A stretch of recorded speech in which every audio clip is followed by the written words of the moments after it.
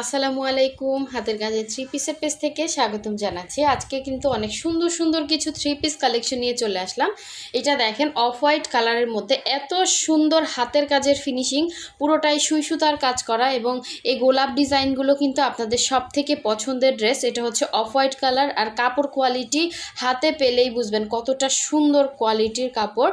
এটা হচ্ছে দেখেন সুন্দর একটা ওড়না দেয়া আছে, ওড়নাতে এরকম করে কাজ করা। যাদের এতদিন ধরে একটা হোয়াইট কালারের ড্রেস পরার স্বপ্ন, তারা কিন্তু এই অফ হোয়াইট কালারের এই সুন্দর থ্রি পিসটা নিতে পারেন।